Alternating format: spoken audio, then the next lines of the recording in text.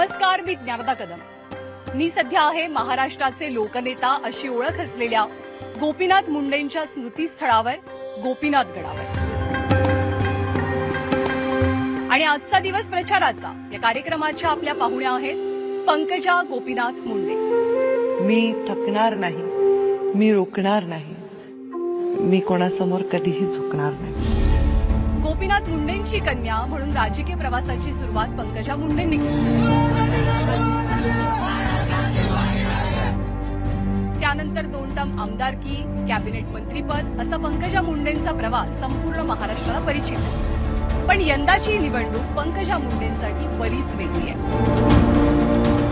2009 सालानंतर पहिल्यांदाच असं होतंय की परळी मतदारसंघातनं पंकजा मुंडे आमदारकीची निवडणूक लढवत नाहीयेत, त्या उमेदवार त्या विधान परिषदेच्या आमदार आहेत आणि त्यांच्या पक्षाच्या आणि महायुतीच्या स्टार प्रचारक सुद्धा। आणखी एक विशेष बाब म्हणजे जो परळी मतदारसंघ मुंडे कुटुंबियांचा परंपरागत मतदारसंघ मानला जातो, त्या मतदारसंघात यंदा कमळाचं चिन्हच गायब झालं। त्याचं नेमकं का झालं? लोकसभेतल्या पंकजा मुंडेंच्या पराभवाची कारणं काय? विधानसभेत आता वारं नेमकं कुणाचं वाहत आहे? आणि मुंडे बहीण भावंडांमध्ये समेट नेमकी कशी घडली, कुणी घडवली, या सगळ्या प्रश्नांची उत्तरं थेट पंकजा यांच्याकडनं जाणून घेणार आहोत। आज अख्खा दिवस त्यांच्यासोबत प्रवास करूया आणि त्यांच्या प्रचाराचा आढावा घेऊया। परळी असो किंवा बीड, कोणतीही मोठी निवडणूक आली की इथलं सर्वात जास्त महत्वाचं केंद्र बनतं ते म्हणजे गोपीनाथ मुंडेंचं निवासस्थान यशस्वी बंगला।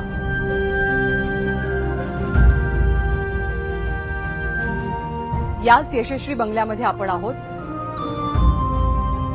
पंकजा मुंडे भाजपच्या स्टार प्रचारक आहेत। आपलं स्वागत आहे न्यूज 18 लोकमत मध्ये। थँक्यू ज्ञानदा। स्टार प्रचारक आहात, दिवसाची सुरुवात होते कशी? खरं तर दिवसाची सुरुवात दररोज वेगळी असते, काय असं फिक्स रुटीन अजून तरी मला लाभलेलं नाही। पण गेल्या काही दिवस माझ्या खांद्याला एक छोटीशी मला आता शस्त्रक्रिया म्हणायचं प्रोसिजर करावी लागली, त्यामुळे बेसिक व्यायाम बंद असल्यामुळे काही बँड्सवरचे आणि योगासनाचे आणि स्ट्रेचिंगचे व्यायाम करते। उठल्याबरोबर ते करावेच लागतात मला, आणि ते केल्यानंतर खूप 2-3 कप चहा आवडतो, तो पिते। त्या 2-3 कप चहामध्ये अनेक महत्वाचे फोन कॉल्स दिवसभरातले मी पार पाडते। आणि त्याच्यानंतर जेव्हा मी रूमच्या बाहेर येते तेव्हा माझं 70-80% काम मी करून येते, कारण एकदा मी पब्लिकमध्ये शिरले की माझं फोकस टोटली वेगळं असतं। आणि मग माझी देवपूजा,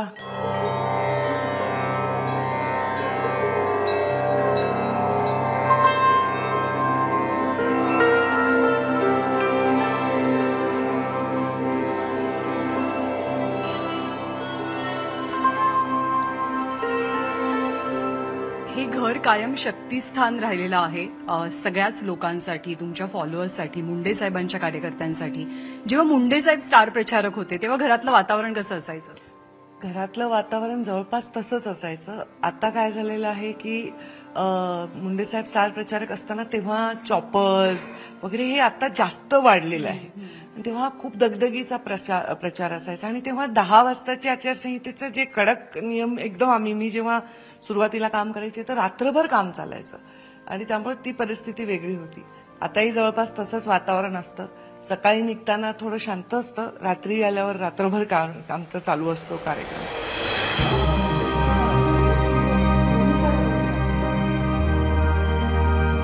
तुम्ही पहिला प्रचार कधी केला होता आणि कुणासाठी केला होता? मी पहिला प्रचार वयाच्या 16व्या वर्षी केला होता। तेव्हा आमच्या उमेदवार खासदार रजनीताई पाटील होत्या, आणि त्यांनी मला सांगितलं की गोपीनाथ मुंडे साहेब तुम्ही माझ्याबरोबर पंकजाला पाठवा। आणि मग मी त्यांच्याबरोबर गेले। 16 पूर्ण होऊन 17 लागलं असेल मला, आणि मी त्यांच्याबरोबर प्रचार केला होता। तेव्हा मी केज परळी मतदारसंघामध्ये त्यांच्याबरोबर फिरलेली होते। त्याच्यानंतर मग मी मुंडे साहेबांचा प्रचार केला विधानसभेचा, आणि मला वाटतं स्टार प्रचारक मी नेहमीच राहिलेली आहे कारण तेव्हा सुद्धा बीड जिल्ह्यामध्ये स्टार प्रचारक असं बीडची पत्रकार छापली। यावेळेला 2009 सालानंतर पहिल्यांदाच असं आहे की तुम्ही परळीमधनं आमदारकीच्या उमेदवार म्हणून उभ्या नाही आहात, काही वेगळं वाटतं? खरं सांगू, माझ्या जीवनामध्ये इतक्या घटना घडल्यात गेल्या 10 वर्षात स्पेशली, की मला आता वेगळं वाटणं बंद झालेलं आहे. मला नक्कीच त्याची पीडा वाटते, पण ते एक्सप्रेस करण्याची यंत्रणा नाहीये माझ्याकडे कुठली. तर मला वाटतं की इथे कमळाचं फुल असायला पाहिजे होतं. मला वाटतं की हा माझ्या वडिलांचा मतदारसंघ आहे. जनसंघापासून संघाचा दिवा, गाय वासरू, नांगरदारी शेतकरी सगळं त्यांनी इथे एस्टॅब्लिश केलंय आणि इथून उगम करून सगळ्या राज्यात पक्ष वाढवलाय. तर माझ्याही पेक्षा माझ्या कार्यकर्त्यांना वाटतं की आम्ही ते ताई मशीनवर कमळ शोधणार आहोत आणि अगदी डोळ्यात पाणी आणून ते सांगतात. कधी कधी माझ्याही मनाला वाटतं आपल्या बाबांचा मतदारसंघ आपण गमावला का. पण मला असं वाटतं जे मी कमावलंय राज्यभर तेच कदाचित साहेबांना अपेक्षित असावं. परळीमध्ये तुम्ही नसणं, कमळ नसणं नक्कीच ते वेदनादायी आहे. कार्यकर्त्यांचा मी आता मेळावा घेतला. जवळपास भरपूर 5-6 हजार कार्यकर्ते होते आणि त्यांना तेच सांगितलं, डोळे बंद करा, कमळ इमॅजिन करा आणि घड्याळ दाबा. कारण आम्हाला कळवळ नाही आणि घड्याळ दाबायचं हे आमच्यासाठी एक नवीन संस्कार आहे. आपण दिवसाची सुरुवात करूया. तर भरपूर काय काय अनुभवायला मिळणार आहे आय एम शुअर या दिवसभरामध्ये. सो पाहूया.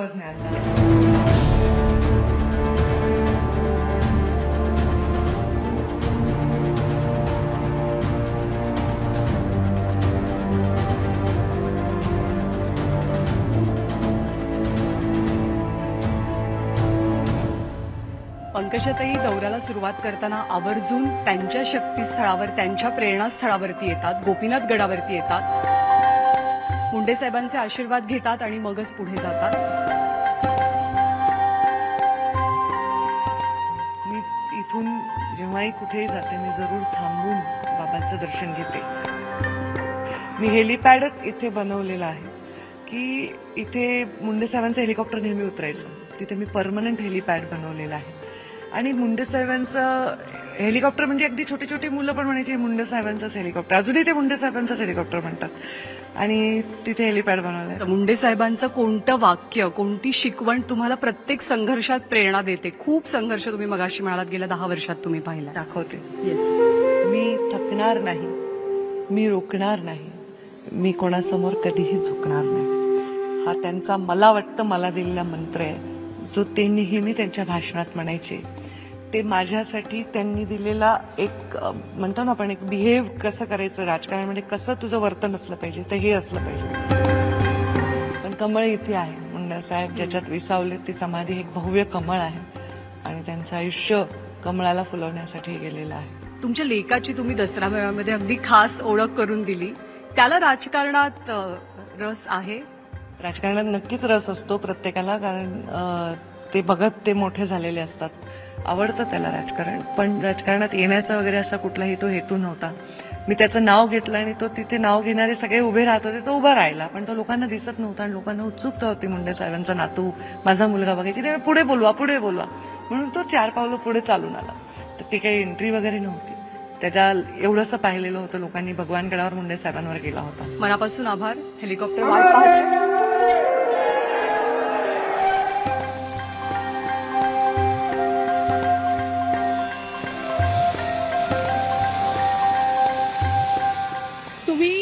विधानसभेच्या निमित्तानं राज्यभरामध्ये फिरताय, दौरे करताय स्टार प्रचारक म्हणून. कसं वातावरण वाटतंय राज्यात? राज्यभरामध्ये वातावरण अत्यंत चांगलं वाटतंय मला.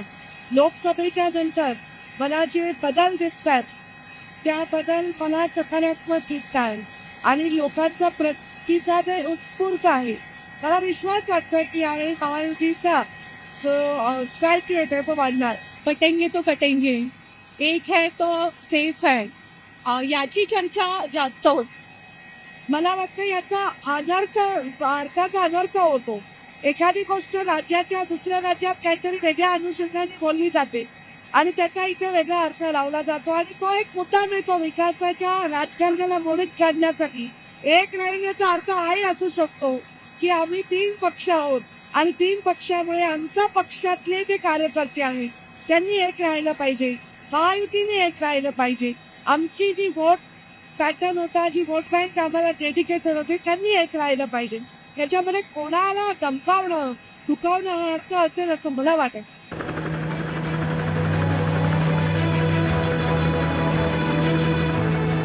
आता विधानसभेला ते आंदोलन म्हणा, मनोज जरांगे म्हणा, मराठा समाज म्हणा, याचा कितपत परिणाम होईल असं वाटतं? आम्ही फार फार जुने पक्ष आहोत सगळे त्यामुळे आमची एक स्वतःची आयडिओलॉजी आहे, स्वतःचं एक चौकट आहे आणि त्यामुळे त्यांच्या परिणामामुळे एक निवडणुकीमध्ये परिणाम होतोय, आताही होऊ शकतो काही प्रमाणात, पण त्याच्याकडे पाहूनच आम्ही सगळे निर्णय घेऊ शकत नाही.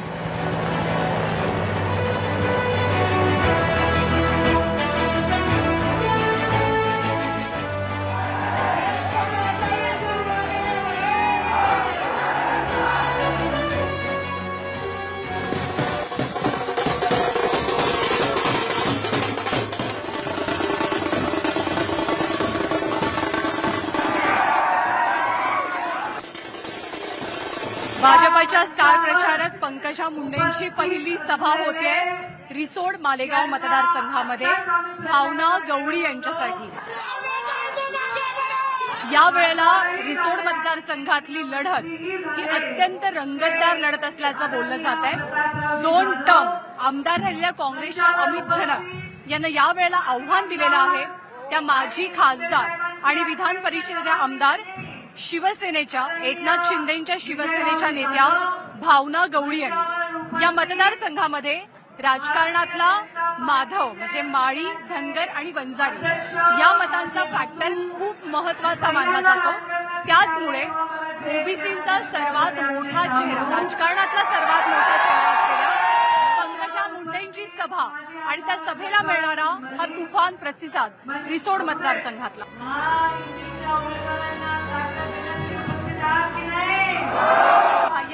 या लाडक्या बहिणीमुळे या सभेला रंगत आलेली आहे. गुलाल माझ्यावरती या लाडक्या बहिणीमुळे उधळल्या जाणार आहे, मला खात्री आहे. हे सगळे समाज बांधव, ही सगळी मंडळी माझ्या पाठीशी ताईंमुळे भक्कमपणाने उभी राहणार आहे.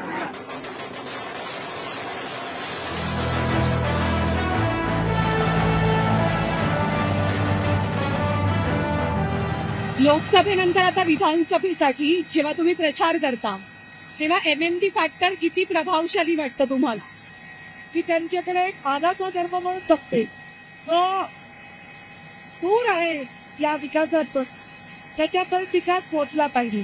फक्त विकास पोहोचलाय, कन्व्हिन्स करायला पाहिजे, पोहोचलाय ना, तेव्हा जात विचारली का, तेव्हा धर्म विचारला का, हे फेक नरेटिव्ह रत्न बाजार करावले गेले पाहिजे.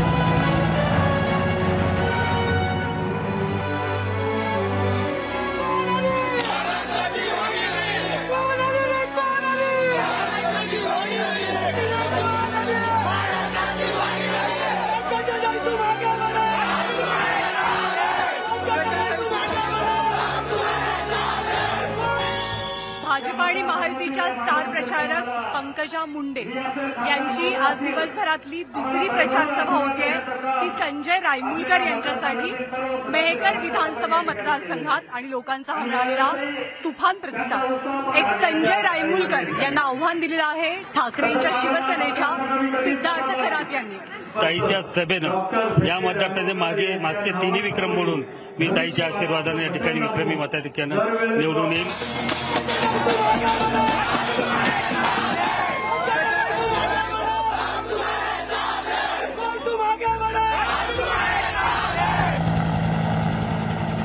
उत्तर प्रदेश असेल, राजस्थान असेल, भाजपनं सरप्राईजेस दिले मुख्यमंत्री पदाच्या चेहऱ्याबाबतीत.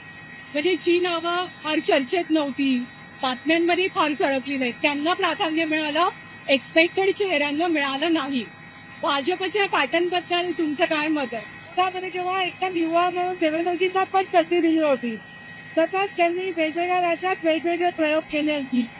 त्या प्रयोगांकडे परत म्हणते की आजचा फार वेगळं लॉंग टर्म धोरण असू शकतो आणि त्यामुळे त्यांना क्वेश्चन करावं असं मला वाटत नाही. महाराष्ट्रात पण असं काहीसं होईल असं वाटतं. महाराष्ट्रामध्ये नेहमी नवीन चेहऱ्यांना संधी दिली आहे. देवेंद्रजीच्या रूपाने 14ला दिली. सिनियर लोक असून सुद्धा देवेंद्रजींना, देवेंद्रजी असून सुद्धा एकनाथ शिंदेना दिली. त्यामुळे आता आणखी पक्ष जे योग्य लागेल त्यांना वाटेल संघटनेसाठी, राज्यासाठी ते निर्णय ते घेतील. त्यामुळे ते काय करतील हे मी काही बाकीच करू शकणार नाही.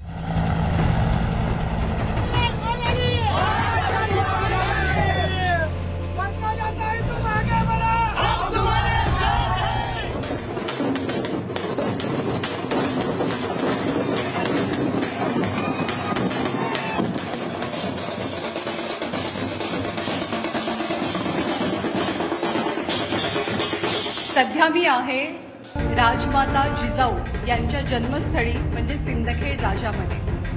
धैर्य, शौर्य आणि कर्तव्य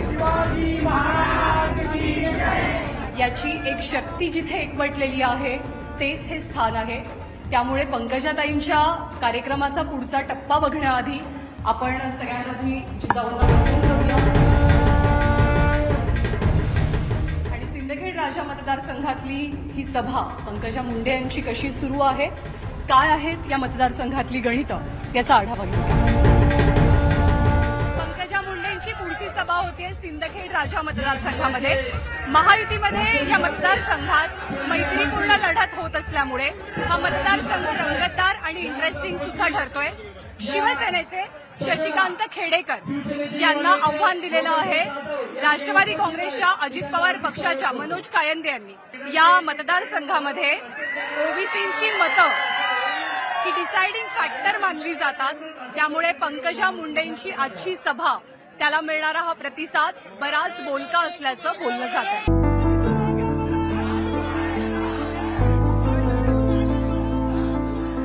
आज दिवसभर पंकजा मुंडेंचा प्रचार कसा असतो ते आपण बघितलं आणि प्रचार संपताना ही आपल्याला अशी परफेक्ट फ्रेम बघायला मिळते. पंकजा मुंडे, धनंजय मुंडे आणि प्रीतम मुंडे. किती वर्षांनी परळीला हे चित्र दिसत आहेत, तीनही भावंड एकाच मंचावर. आम्ही एकाच मंचावर आता अनेक वेळा आलो, पण विधानसभेच्या प्रचारात 2009 नंतर 2009ला ज्यावेळेस पहिल्यांदा पंकजाताईंना इथं उमेदवारी मिळाली त्यावेळेस त्या निवडणुकीचं सारथ्य मी करत होतो आणि पूर्ण त्या निवडणुकीमध्ये जे पाहिलं त्या आठवणी आज या ठिकाणी त्याच्या उजळणी होती. आणि त्याचा एक मला सर्वांनाच जे जीवाभावाचे सगळे कार्यकर्ते आमच्या कुटुंबाशी जोडलेले त्यांना एक अभूतपूर्व आनंद आहे. तुम्हाला केव्हा रिअलाइज झालं धनुभाऊंना आणि तुम्हाला की एक है तो सेफ है? आम्हाला एक आहे ते सेफ आहे माहीतच होतं. आम्ही आमच्या मार्गावर होतो, पण आम्ही कधीही असा दुस्वास आमचा, आता ठीक आहे आम्ही एकमेकांना विरोध केला, एकमेकांच्या विरोधात पडलो, निवडून आलो, पण आता एक आहे ते सेफ आहे. मला वाटतं आता आम्हाला कळलंय का, 1 वर्ष झालं काय कळून आपल्याला 19च्या निवडणुकीनंतरच कळलं. 19च्या निवडणुकीनंतर जय पराजय झाला त्यावेळेसच कळलं. ही समेट घडली कशी? मी त्या समेटाचाही पार्ट नव्हते, मी त्या वॉरचाही पार्ट नव्हते, म्हणून मी ते काय म्हणतात ना, new kid on the block. त्या दोघांनी एकत्र काम केलेलं आहे, त्या दोघांनी एकमेकांच्या विरोधातही काम केलेलं आहे.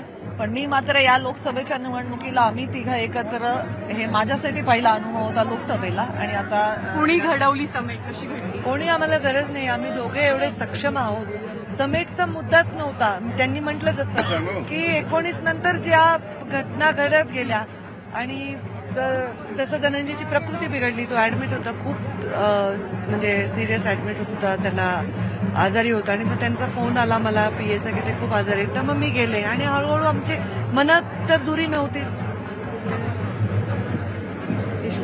तुम्ही म्हणले ना कुणी हे सगळं केलं, परमेश्वर.